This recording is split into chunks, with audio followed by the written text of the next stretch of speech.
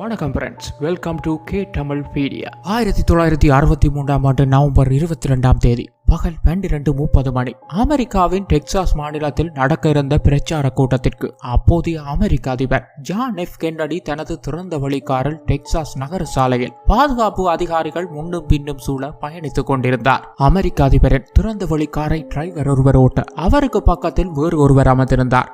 காரின் 2வது வரிசை சீட்டில் டெக்சாஸ் மாகாண கவர்னர் ஜான் பி கனாலே சீனியர் அமர்ந்திருந்தார். காரின் 3வது வரிசை சீட்டில் அமெரிக்காவின் முதல் பெண்மணியான தனது அழகிய மனைவி ஜாக்லின் கென்னடியை அருகில் அமர வைத்துக் கொண்டு அமெரிக்காவின் அதிபர் ஜான் எஃப் கென்னடி உற்சாகமாக சாலையில் இருபுறங்களிலும் நின்றிருந்த மக்களை பார்த்து கையசைத்து பயணித்துக் கொண்டிருந்தார். அமெரிக்க அதிபர் கென்னடியின் மோட்டார் கார் பாதுகாப்பு வீரர்களுடன் ஜன நடமாட்டம் அதிகமாக உள்ள டெக்சாஸ் பள்ளி புத்தக வைப்பு டீலே பிளாசாவை கடந்து சென்று கொண்டிருந்தது. அமெரிக்க அதிபர் காரில் இருந்தபடி உற்சாகமாக மக்களை பார்த்து கையசைத்து மகிழ்ச்சியை பகிர்ந்து கொண்டு வந்தார். திடீரென அடுத்தடுத்து 3 முறை துப்பாக்கி சுடும் சத்தம் கேட்டது. காரில் பயணித்துக் கொண்டிருந்த அமெரிக்க அதிபர் ஜான் எஃப் கென்னடி தனக்கு அருகில் அமர்ந்திருந்த மனைவியின் மீது ரத்த வெள்ளத்தில் சரிந்து விழுந்து விட்டார். அமெரிக்க அதிபரின் முன் சீட்டில் அமர்ந்திருந்த டெக்சாஸ் மாகாண கவர்னர் காரின் இருக்கையில் அப்படியே ரத்த போக்குடன் சரிந்து விழுந்து விட்டார். துப்பாக்கி சத்தத்தை கேட்டதும் சாலையின் இரு பக்கமும் இருந்த மக்கள் விபரீதம் ஏதோ நடந்து விட்டது என்று சிதறி ஓடத் தொடங்கினார். கண்ணிமைக்கும் நேரத்தில் அமெரிக்க அதிபர் சுடப்பட்டார் என்று அலர்ட்டான பாதுகாப்பு வீரர்கள்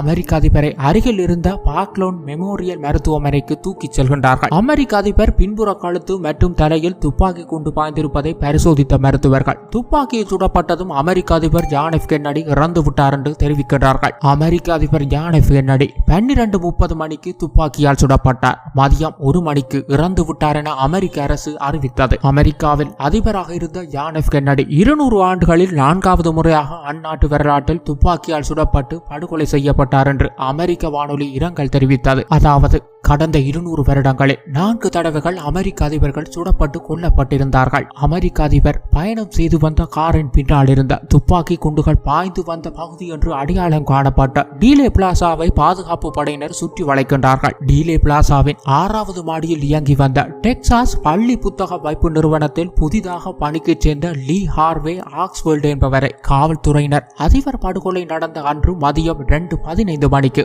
அருகே இருக்கும் திரையரங்கின் பின்புறம் கைது செய்கின்றார்கள். அதிபர் படுகொலையில் குற்றம் சாட்டப்பட்ட லீ ஹார்வே ஆக்ஸ்வெல்ட் நீதிமன்றத்தில் ஆஜர்படுத்தப்பட்டு சிறையில் அடைக்கப்படுகின்றார். தான் இந்த குற்றத்திலும் ஈடுபடவில்லை, யாரையும் சுடவில்லை, தான் ஒரு அப்பாவி என்று லீ ஹார்வே ஆக்ஸ்வெல்ட் சிறைக்கு செல்வதற்கு முன்பு நிருபர்களிடம் தெரிவித்தார். இதற்கிடையே அமெரிக்க அதிபர் கென்னடியின் மனைவி தனது கணவரின் இறுதி ஊர்வலத்துக்கு தான் அணிந்திருந்த தனது கணவரின் இரத்த கரை படிந்த இளஞ்சிவப்பு நிற கோட்டுடனேயே கிளம்பினார். அவர் அதை மாற்றிக்கொள்ள மறுத்தார். அத்துடன் என் கணவருக்கு இவர்கள் என்ன கொடுமை செய்தார்கள் என்பதை இந்த உலகம் பார்க்க வேண்டும் அல்லவா என்று கூறி தன் விரலில் உள்ள திருமண மோதிரத்தை கழற்றி சவப்பொட்டியில் கிடத்தப்பட்டிருந்த தன் ஆசை கணவர் கென்னடியின் விரலில் அதை மாட்டிவிட்டார் அவரது மனைவி ஜாக்குலின். 2 வாரங்களுக்கு முன் நவம்பர் 11 ஜான் கென்னடி படை வீரர் தினம் மலர் வளையம் நிகழ்ச்சிக்கு எங்கு வந்து மரியாதை செலுத்தினாரோ அதே ஆர்லிங்டன் தேசிய கல்லறையில் படுகொலை செய்யப்பட்ட அமெரிக்க அதிபர் ஜான் எஃப் கென்னடியின் உடல் தேசிய ராணுவ மரியாதையுடன் நவம்பர் 25 8 லட்சம் அமெரிக்கர்கள் வரிசையாக நின்று இறுதி மரியாதை செய்து உடல் அடக்கம் செய்யப்பட்டது என்று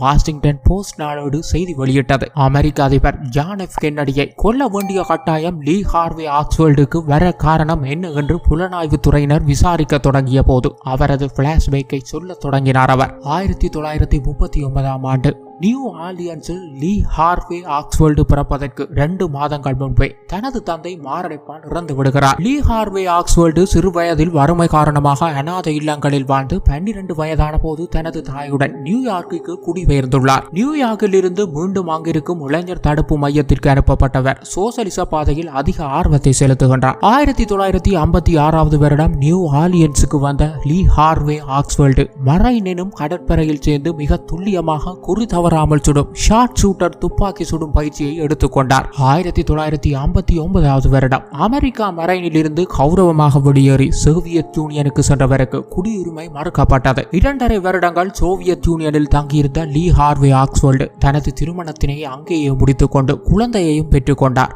1962 வருடத்தில் லீ ஹார்வே ஆக்ஸ்வெல்ட் செயல்கள் சரிவர இல்லாத காரணத்தால் சோவியத் யூனியன் அவரை வெளியேற சொல்லிவிட்டது. தனது இளம் மனைவி மற்றும் பெண் குழந்தைகளுடன் மீண்டும் அமெரிக்காவின் டெக்சாஸுக்கு திரும்பிவிட்டார். அவர் டெக்சாஸில் ஒரு வருடம் தன் குடும்பத்தினருடன் தங்கியிருந்த லீ ஹார்வர்ட் தனது துப்பாக்கி சுடும் பயிற்சிக்காக ஒரு டெலஸ்கோப் வைத்த துப்பாக்கியை தபால் மூலம் ஆர்டர் செய்து வாங்கிக் கொள்கிறார். சோசியலிசத்துக்கு எதிராக செயல்பட்ட அமெரிக்க மேஜர் ஜெனரல் எட்வின் ஏ வாக்கரை ஒருமுறை தனது துப்பாக்கியால் படுகொலை செய்ய லீ ஹார்வே ஆஸ்வெல்ட் செய்த முயற்சி தோல்வியில் முடிந்தது. அதன் பின்னர் 1963 ஆண்டில் மெக்சிகோ நகரத்திற்கு சென்ற லீ ஹார்வே ஆஸ்வெல்ட் எப்படியாவது கியூபா நாட்டிற்கு சென்று வர முயற்சி செய்த போது அனுமதி மறுக்கப்பட்டது. மீண்டும் டெக்சாஸ் வந்தவர் அங்குள்ள டெக்சாஸ் பள்ளி புத்தகம் வைப்பகத்தில் புதிதாக பணிக்கு சேர்ந்திருக்கின்றார். இந்த காரணத்துக்காக அமெரிக்க அதிபர் கென்னடி படுகொலை செய்யப்பட்டார் என்ற விவரத்தை தேடி அமெரிக்க புலனாய்வுத்துறையினர் தலையை பித்து கொண்டார்கள். 2 நாட்கள் கவுண்டி சிறையில் இருந்த லீ ஹார்வே ஆஸ்வெல்ட் மேல் விசாரணைக்காக டலாஸ் போலீஸ் தலைமை நிலையத்தில் அழைத்துச் செல்லப்பட்டார். டலாஸ் காவல்துறையினரோ அமெரிக்க அதிபர் கென்னடி படுகொலை வழக்கில் இருக்கும் குற்றஞ்சாட்டப்பட்ட சிறையில் இருக்கும் முக்கிய விசாரணை கைதியை எப்படி பாதுகாப்பது என்ற கவலையில் மூழ்கியிருந்தார்கள். நவம்பர் 24 கவுண்டி சிறைச்சாலையில் இருந்து லீ ஹார்வே ஆஸ்வெல்ட் டலாஸ் போலீஸ் தலைமையகத்துக்கு கொண்டு செல்வதை அமெரிக்காவின் தொலைக்காட்சிகள் நேரடி ஒளிபரப்பு செய்தன. அமெரிக்காவின் முக்கிய பத்திரிகைகளின் புகைப்படக்காரர்கள் தங்கள் பங்குக்கும் குற்றஞ்சாட்டப்பட்ட நபர் செல்லும் வாகனத்தினை துரத்தி படம் எடுத்து தள்ளினார்கள். டலாஸ் போலீஸ் தலைமையகத்தின் பேஸ்மெண்ட்டுக்கு வந்தபோது லீ ஹார்வே ஆஸ்வெல்ட்டை பார்க்க மக்கள் முண்டி அடித்துக் கொண்டிருந்தார்கள். கூட்டத்தை கட்டுப்படுத்த போலீசார் படாத பாடுபட வேண்டியிருந்தது. திடீரென்று கூட்டத்தில் இருந்த ஒருவர் தன் கையில் இருந்த 38 வகை ரிவால்வரை எடுத்து லீ ஹார்வே ஆஸ்வெல்ட்டின் வயிற்றை நோக்கி குறிபார்த்து சுட்டதும் ஒரே குண்டில் சுருண்டு விழுந்து இறந்து விட்டார் அவர். அமெரிக்க அதிபர் கொலையில் குற்றஞ்சாட்டப்பட்ட லீ ஹார்வே ஆஸ்வெல்ட்டை சுட்டவரை காவல்துறையினர் மடக்கி பிடித்து கைது செய்கின்றார்கள். அமெரிக்க அதிபரை கொன்றதால் தான் லீ ஹார்வே ஆஸ்வெல்ட்டை நான் துப்பாக்கியால் சுட்டுக் கொன்றேன் என்கின்றார் ஜேக்கப் ரூபின்சன் என்கின்ற ரூபி.